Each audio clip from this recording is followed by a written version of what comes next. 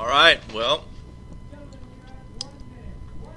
2019 National Championships, Colorado Springs, Colorado. 45-minute race. We are at the start line. We just got call-ups. I actually got a call-up because I was ranked number 3 for the race predictor, and my teammate Bart was ranked number 1. So we just got our starting instructions by the chief ref. He's stepped off. They're doing a countdown, and we are going to get a starter pistol start.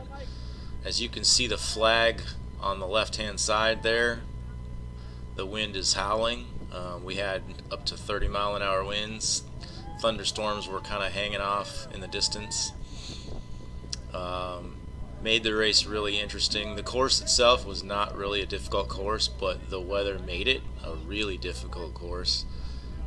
I don't think too many people even finished out of our, I think we had around 70 starters. So we just got the start. Wind's coming off our right shoulder. The course was, as you can see in the pic up in the right corner there, kind of a big oval with one turn, and the turn was 90 degrees and went up a little kicker hill. So not a very difficult course, but like I said, the weather made it a difficult course. The gentleman right in front of me there, I believe, is Pat Warner. He won the road race yesterday. Very strong rider. Here's our first right turn, and then we go up in this little kicker of a hill. Since the wind is now coming over our left shoulder, everybody kind of hugs this right gutter, and as they did most of the race. Monster Media rider in front of me is Paul Thomas. He's a strong rider out of Arizona. Kind of a hard man, breakaway type rider. So my goal was to just kind of stay towards the front, not get caught out in the splits. When you're dealing with crosswinds like this, all it takes is one split with the guys in the gutter, and you'll never get back on. Which is what happened to my teammate Bart. He decided to tail gun, which is kind of his style of racing, and then he'll move up towards the end. The problem is, you get a guy 20 riders in front of you that loses the gap, and then you've got to go around him and close it. Well, if the field's going up a hill like this with a stiff crosswind, you can get caught out. And I think quite a few guys had that happen to them today, and the field was pretty much whittled down to, I think, 25 or 30 that finished. We just crested the second little kicker hill. Now we're kind of sweeping around downhill down to the finish line, which was crosswind now again from our right shoulder, so everybody tended to stay left. I just took over. This is our first lap. I just wanted to keep it rolling. I'm going downhill. I just wanted to keep the pace nice and steady, and also keep myself towards the front. I know the attacks will be coming, so I'm not going full gas here because it's kind of a downhill. I'm just keeping the pace going.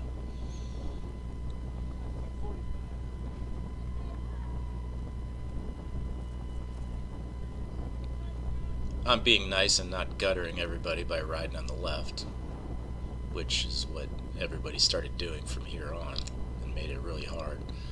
But that's racing, you know, you're trying to make the course hard and get rid of riders. There's the first attack.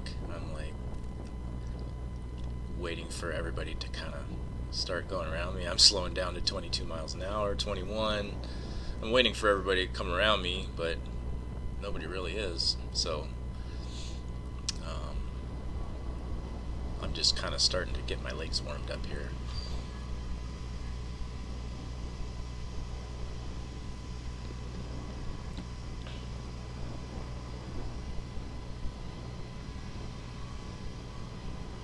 There goes Paul Thomas again. He's going to go up and bridge up to the gentleman off the front. Everybody's just kind of hanging back, getting a feel for the course.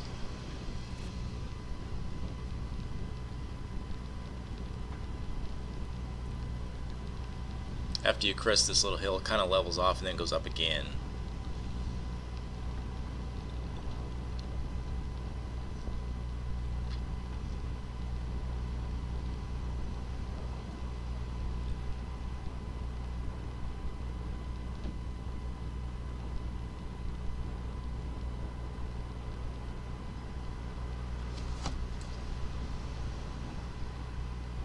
It's an interesting dynamic when you're racing with guys that you don't really know.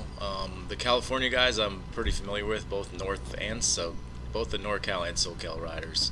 I'm pretty familiar with them.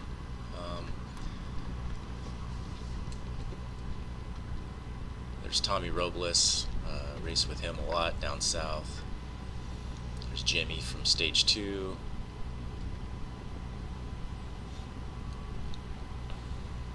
Now we're up and everybody's rolling again. There's Jim Stark to my left, also from Stage 2. He stayed with us this weekend, so we got to spend a lot of time with him. The fun part about going to Nationals is you get to meet a lot of people that you haven't normally got to hang out with, so guys from all over the country.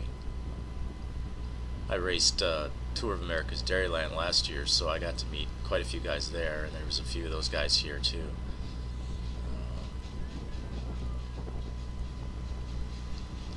So now as you go by the start-finish line, everybody kind of starts to bunch up again. Everything's going to come back together. Essentially it was just a series of attacks, chases, until eventually a select group did get away, which I did not make. Admittedly, riding a little bit too conservative because, number one, the weather was a big factor. It was hard to close gaps without really going in the red zone because we were at 68,000 feet, 6,800 feet here, and the altitude is a factor in recovery. When you're going deep and closing gaps, that the altitude definitely has a factor in your being able to recover and then go again. It's one of the Pete's riders. I can tell by his calf tattoo that looks like Kyle Glarum.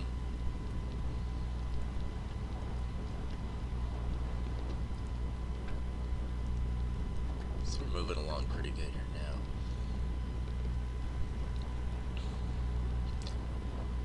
I just like to stay towards the front. I didn't really let myself drift back too far unless it was beyond my control, and I just was suffering. There was a few times during the race where I was just on the limit.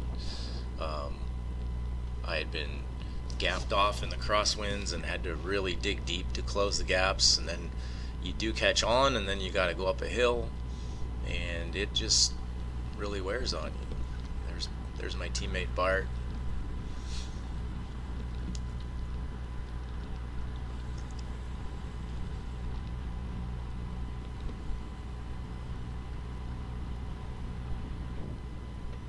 The finish was actually really fun. It would have been a lot of fun to be up there for a sprint finish because it was fast. Even with the crosswinds, it would have been a blast. It would have been pretty tactical, knowing where to position yourself, not get put up into the gutter against the fence. As you can see, everybody kind of hugs the left curb, and then you got these fences coming up just by the start-finish line, which makes it right there, makes it a little tricky, so you got to be careful. And then everybody sweeps left right after the start-finish line, and then there's people sitting on the curb with their feet hanging over, and photographers, and there's a few times where we swept in pretty close to them. So as the race progressed, it got even more and more selective.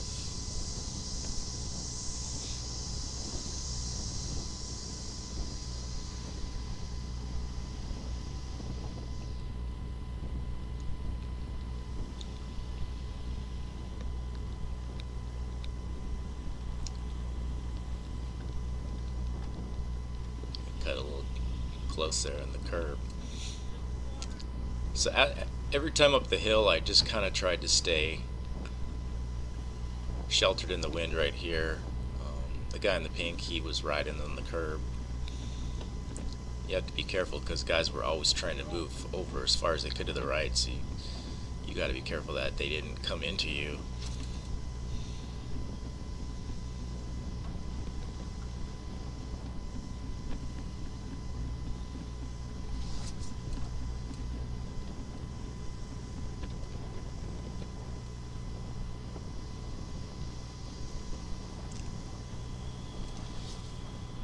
The early part of the race for me wasn't too bad. I mean, I was hanging okay, and then in the middle of the race, I kind of had a few areas when I struggled. I didn't get dropped, but I was definitely on the limit. I wasn't gonna quit unless I got dropped and got pulled. But you just have to use every trick that you've learned over the years to use as little energy as possible. I'd like to say that I had the gas to just go across to the break and had a chance to win, but you know, if I'm being honest, I was barely hanging on a few times, and I just didn't have the legs to go across. I was hoping the strong guys in the field would do that. That would have been my only chance to win the national championship, would have been if, you know, some of the guys that missed the break were able to bring them back. I mean, most of the race they were right in front of us. We could see them. They weren't out of sight. They were definitely within the realm of being caught. See, we're totally in the gutter right here. This was just, and this guy just cracked. So I've got to close this gap.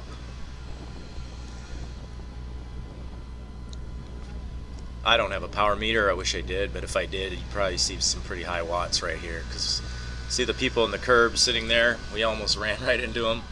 Hopefully next lap they'll see what we're doing and they'll get their feet out of the curb.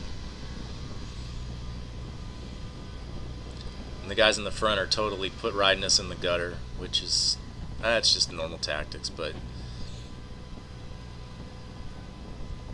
it worked because half the field dropped out.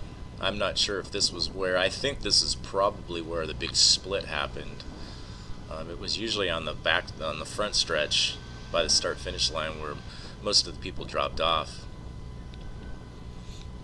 But this part actually was the easiest for me, even though it's going uphill. It was a pretty stiff wind, and you were able to get some shelter, and then it would usually slow up a bit, so you can kind of catch your breath and get ready for the next ripper. There's some guys just attacked off the front. I'm trying to remember when the actual move went. I know that Chris Phipps was one of the initial guys who went off the front, and then some of the Pete's guys bridged up to him. I know Chris Ott was up in the break. Nick Theobald was up in the break. So NorCal was pretty well represented in this race. Michael Charlton actually bridged up to the break, going up the hill. You'll see him do that, and that's where I messed up and hesitated. That guy right there he had attacked quite a few times. I'm not sure who he was, but he was pretty strong. There's a lot of guys in this race with stars and stripes on their kits.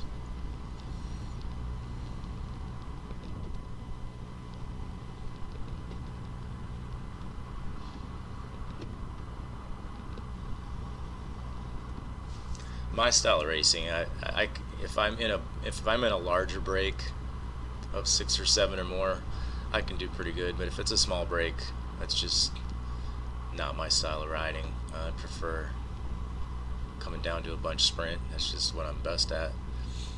Here again, we're going down the start-finish stretch, and we're sweeping around to the right, and then it's just single file 37 miles an hour. It's just full gas right now, and it's so painful right here because of the wind. You just try to get whatever little bit of shelter you can.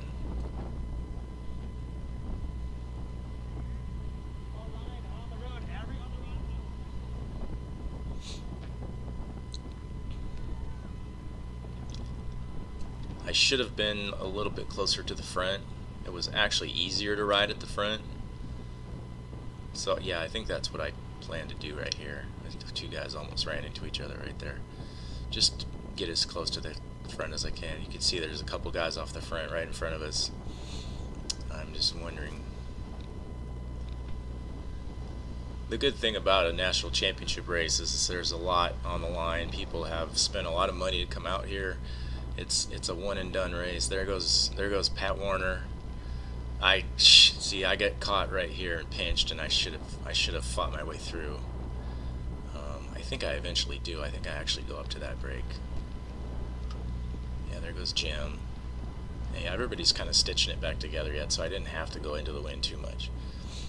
But guys are just cracking right and left. You can see, you know, they are at the front, and then the pace picks up, and then everybody cracks. So I've got to close this gap right here, and we'll get back up to the lead.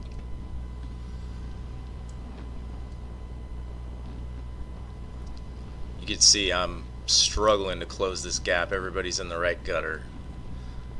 This is 27 miles an hour, but we're also going up a little hill. It doesn't look like it on the percent, but it definitely is a little uphill. And I catch back on, thank God.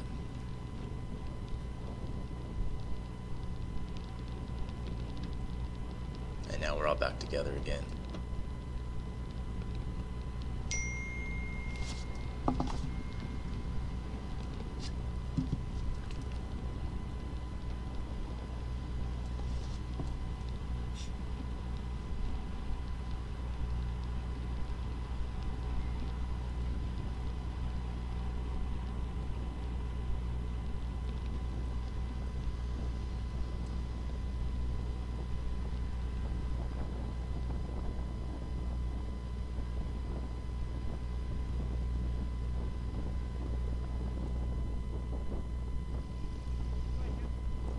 I was teasing Jim because of his little socks. He said he doesn't like wearing long socks because they can't stay up with his massive calves, and he doesn't like tan lines. So hey, whatever. Whatever. Everybody's different. See, I'm letting myself get gapped off here. The pace picked up, so I'm digging deep, even though I'm only going 25 miles an hour. It's you know, you look at the flags there, you can see how stiff that wind is. You're pushing hard,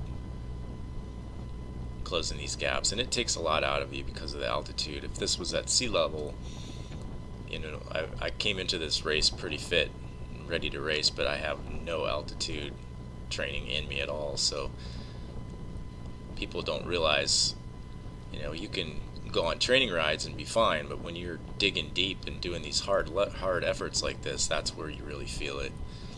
You just don't recover as fast. But luckily I catch back on going up the hill here, and I'm actually recovering here. The pace slows down just a little bit.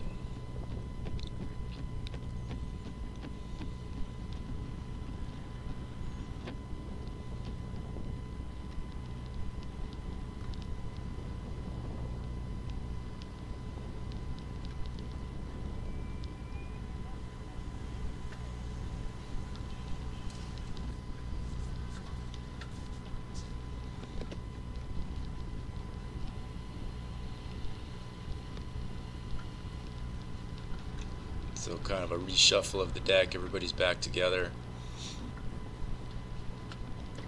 There's Jim Woodburn from Arizona. He comes out to the SoCal races a lot. Super nice guy. That's him in the white. I had actually saw him before the race, and I thought he was younger. I thought he was racing the 45s. So I asked him if I could have some of his water, and so he filled up my bottle with his water bottle. And then I see him in the race, and then I look over, and his water bottle is like almost empty, and I was like, oh man, I felt terrible. I took all of his water. So I told him if he get thirsty, just let me know, I'll give him some of my water. Luckily the race was short. I mean, you could technically do the whole race without drinking much. The problem is Colorado Springs is pretty dry, so your mouth gets pretty parched sometimes. So if anything, it's nice to have a little drink to keep your mouth moist. And there goes a nice move. This was just non-stop. As soon as we would come back together, guys would attack off the front, and it's just a matter of figuring out which is the right move. There's Mike Charlton right there. He ended up bridging up to the main move and getting second place. He lost to Pat Warner in the sprint, Pat Warner ended up winning the race from the break out of a sprint, so he won the road race and the time. He won the road race and the Criterium. Pretty sure he did well in the time trial as well, so he probably got best all-around rider. And there's Tommy Robles. He was ranked number 2 in the race predictor. Always a fast sprinter. He and I have been racing each other all year long.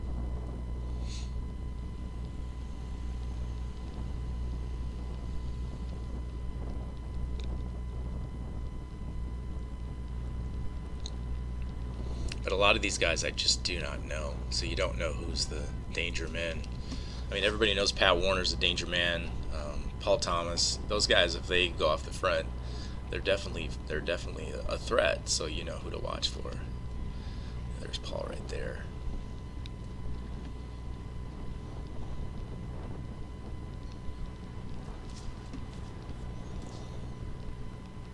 To me, it felt like the wind really picked up during the race too. The earlier races during the day it was sunny and warm, hardly any wind at all. Those races, a lot of those races finished in pack sprints, and I was just really excited to race, this race just for that reason alone. And then the wind picked up, the storm started to come in. It did rain on and off a little bit, not much. If it did rain, it was just sprinkling for a little bit.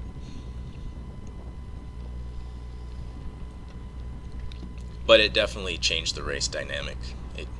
The 55 plus race before this was a break of 2 and then a break of 2, so 2 groups of 2 and then the pack sprint.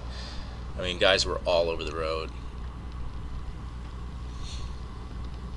and I believe every race after this, including ours, was a breakaway. The 45 plus, Dave Casel broke away with Scott Giles, stayed off. Dave Casel came away with a nice win for SoCal. Congrats to him. In the 40 to 44 race,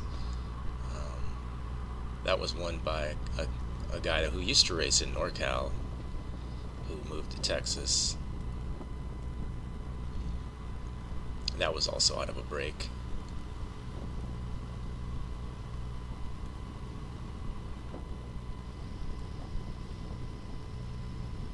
And the 35 plus, NorCal guy, Sam Benedict from Mike's Bikes, won. I believe also out of break with Chris Coble getting second. Those guys are strong riders from NorCal that are factors in every race. California riders really did a good successful showing in all of the races. Time trials. Dan Bryant won the time trial in the 50 plus. Carl Bodine won the time trial in the 45 plus. Road race, John Baker from NorCal won the road race in the 45s. Ariel Herman won the 35 to 39. He just had a really good showing by the California riders, which is pretty typical though. I mean, they've always done well in national championship races.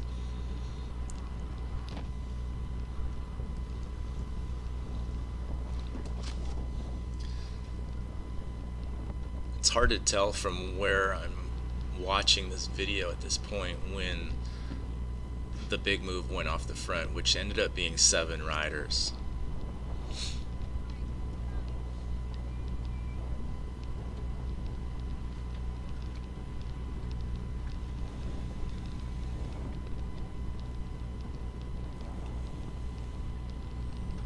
I'm just working my way back to the front. I just really didn't want to get caught behind any splits, which I just had a feeling was going to happen. So I ate some wind just to stay up near the front, because once you crest this little riser here, you kind of drop back down to the finish line. The closer you are to the front, the less you feel the crosswind. You get a little bit of a better draft and not be so much in the gutter. I noticed the further back I got, the harder it was, so I just worked really hard to stay as close to the front as I can.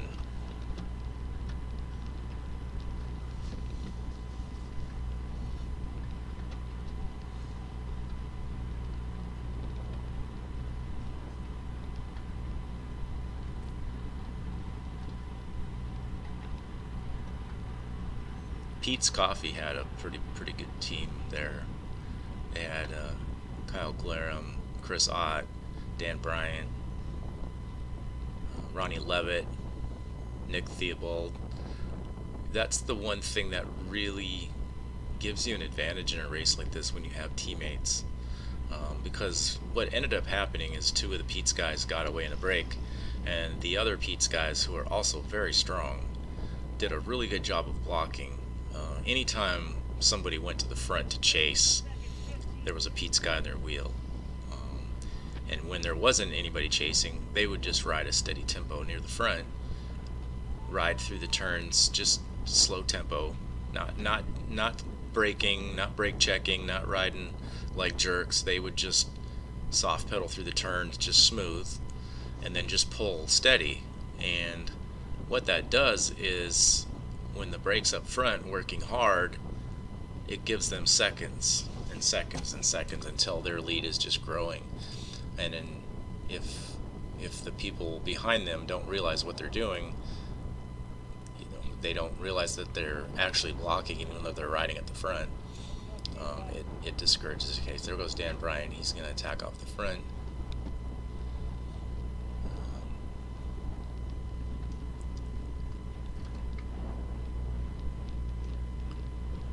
I don't think it would have been really hard for a solo rider to stay off. I don't think all day any of the races. Okay, so there goes Mike Charlton off to the left. That was actually the move of the day. So there's the 6-man break is up the road. Michael bridges up to it. I am just in a really bad position here. Not that I probably would have had the gas to go with him anyways, because to be honest, I'm kind of barely hanging on here. Just kind of hoping that the field sees the danger move that's going up the road and that they start to up the pace and bring them back. But that's the select group up the road right now, and as you can see, we're kind of hesitating now. I'm sure the group up front's probably doing close to 30. We're doing 26. Earlier laps we were doing 30 plus through here, so this isn't boding well for us as a group. This is where we all should have just buckled down and went after them. But I'm sure everybody's hurting. If I'm hurting, I know everybody's hurting. There was some super strong guys that got blown off the back in all the races. Guys that were favored to win, place high, finished, mid-pack. So the course was definitely not very difficult, but when you add the weather, it became really difficult.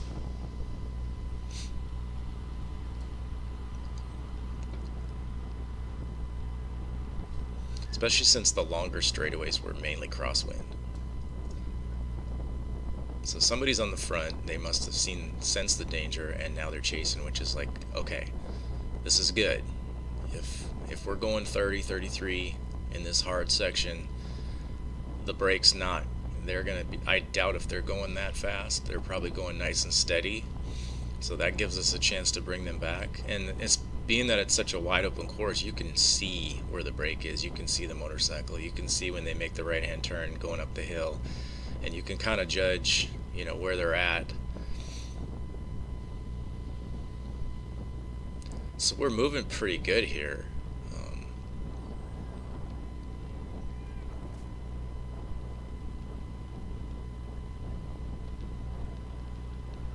And there goes a couple people trying to go across. So I don't like this, so I'm gonna go to the front and try to close this up.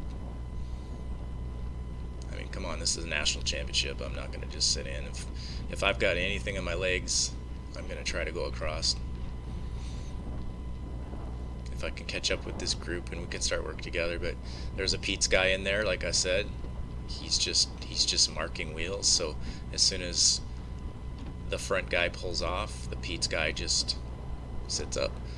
And so now we're sprinting up this little riser here. I'm hurting. I'm just trying to latch onto these guys, but sometimes that last few meters is tough. That's where it hurts the most. Luckily, the guys from behind me come across and stitch it up for me, and I'm able to latch back on.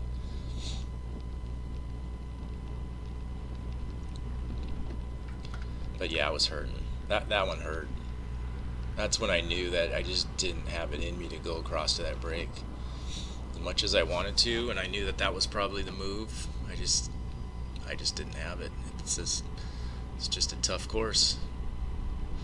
So I'm just gonna stay as far to the front as I can and hope these guys will all start working together.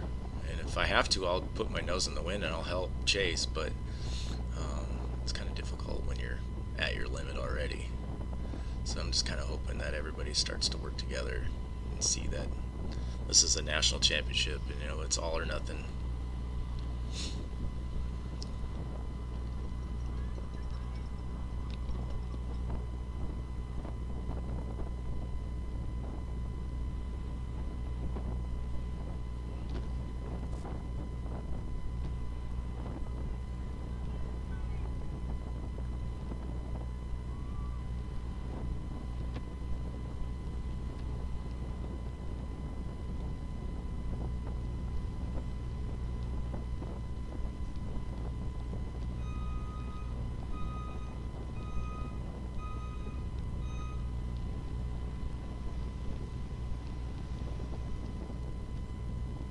Trying to see if you can still see the group in front of us.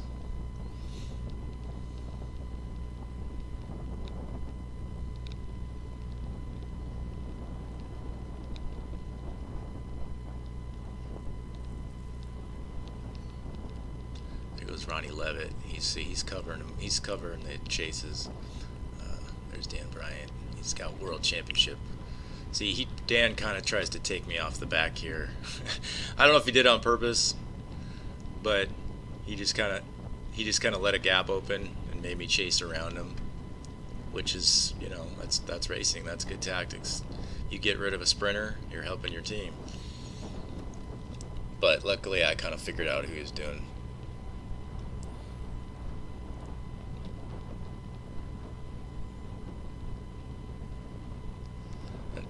Tommy was struggling right there. A lot of people were struggling. People that are normally really strong riders were struggling.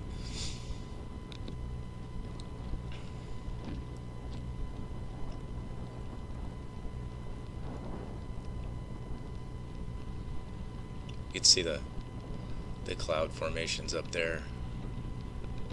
This was pretty much the weather the whole time we were here. Sunny in the morning, thunderstorms and wind in the afternoon.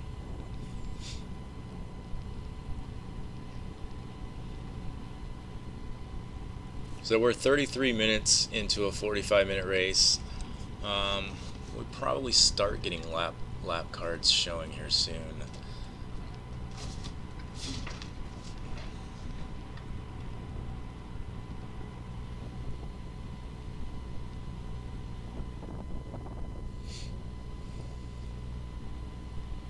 I mean, even up to 3 laps to go, we could still see the break in front of us. They were just right there. Let's see. Couldn't see the lap cards.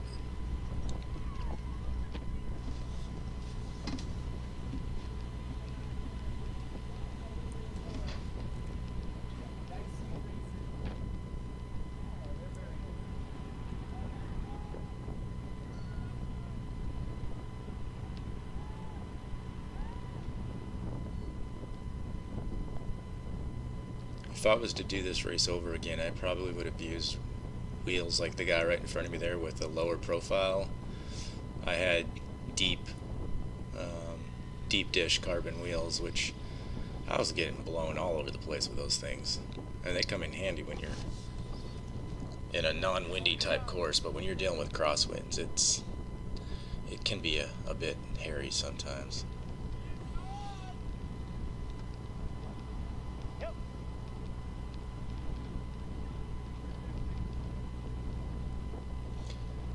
So pretty much the race is up the road. We make a few efforts to bring them back. I pretty much am just hanging on for dear life at this point, just sitting in, hoping that if we catch them, I'll have something left for the sprint.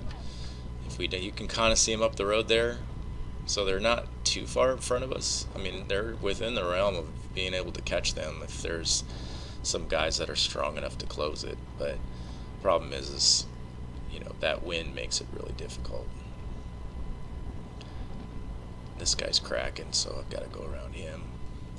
Lots of gaps opened up that you had to constantly be closing.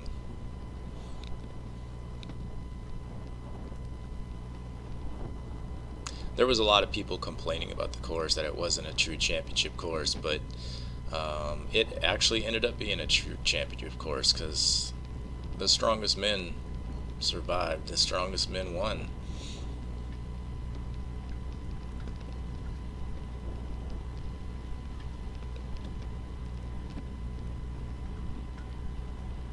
Ooh, that guy almost hit the curb right there. That was close. We didn't have any crashes. I don't know that I saw or heard of any crashes the whole day. Okay, I'm getting gapped off here. This isn't good. We gotta close this down. 35 miles an hour into this crosswind hurts.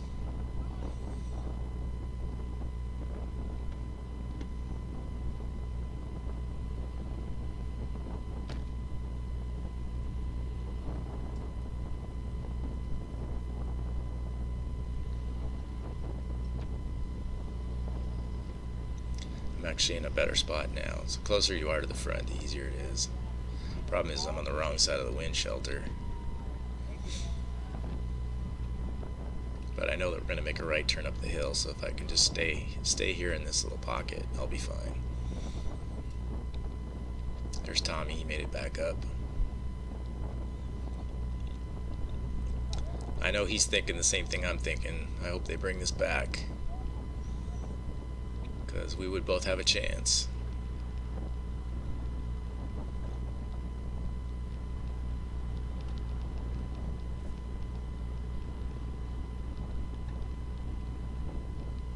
So 25 up this hill is actually a pretty good pace.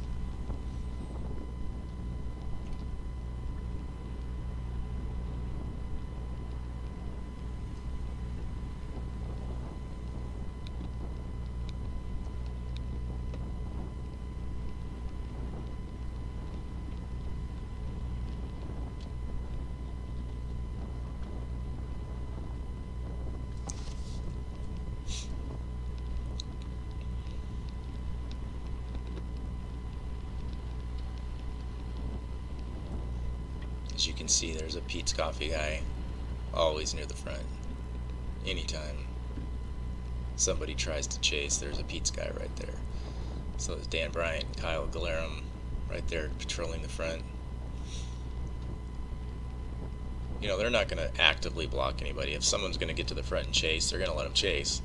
But they're also not going to pull through. And there's always going to be one of their guys on somebody's wheel.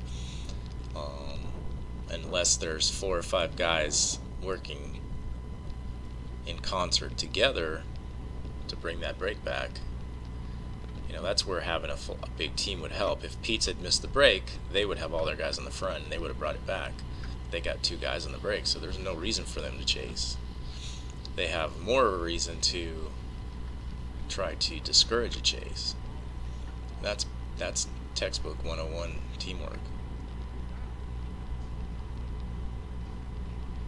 So we're getting on it right here. It's 35, 36 miles an hour.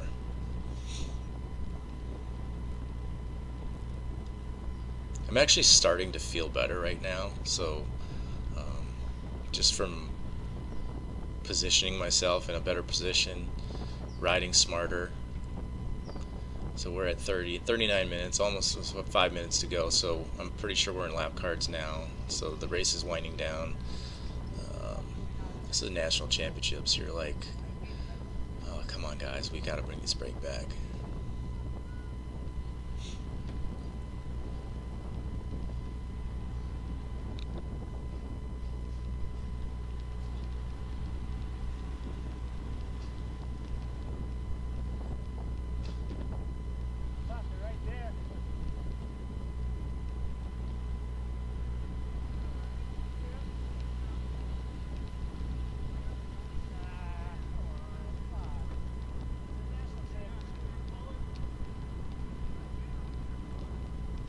There's a move going off the front.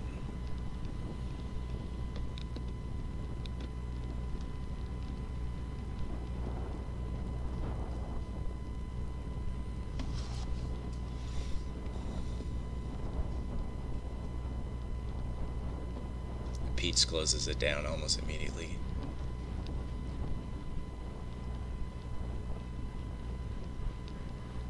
And it's hard closing that last little gap. You're digging deep right here. 31 in this stretch is hard because you're kind of going up a gradual uphill with a stiff crosswind. Closing this gap in these last few meters. Very painful.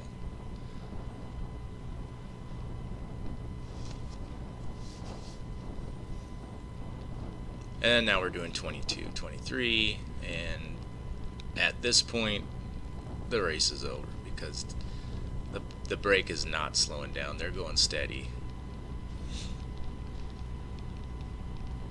These lulls like this when we regroup and slow down, that just gives the brake more seconds, more of a gap.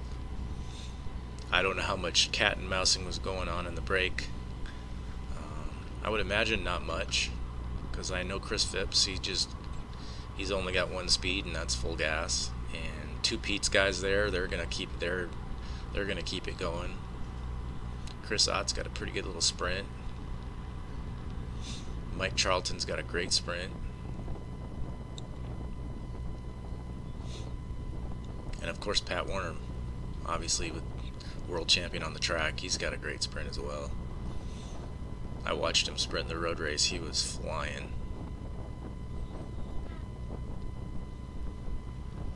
If I was up in that break, I would have definitely been marking his wheel,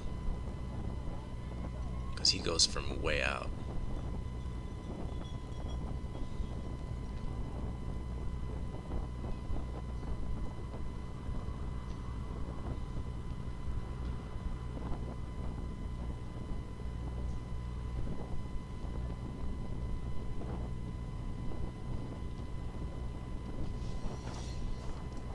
So this may be bell lap, just by looking at the time. There might be one lap to go.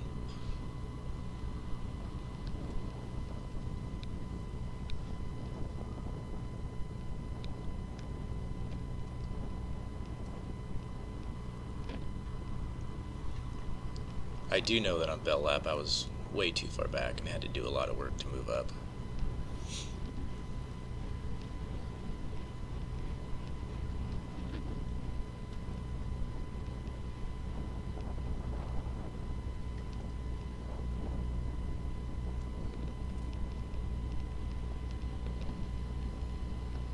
Yeah, it's gotta be the way we're riding. It sure feels like bell lap. The way I make these videos, it's a very small screen that I'm looking at when I'm doing the recordings. Yeah, this is bell lap. So this is everybody's kind of jockeying for position here. I want to stay close to Tommy, and then this guy kind of closes in on me, so I've got to wait to go around him.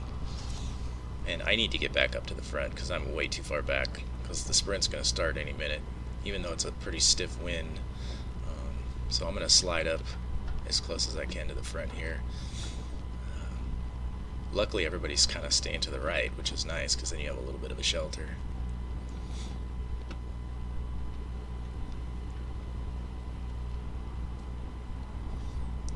But I've got hardly anything left in my legs. I don't even really stand up to sprint. I just try to wind it up the best I can. So here, now the sprint's starting.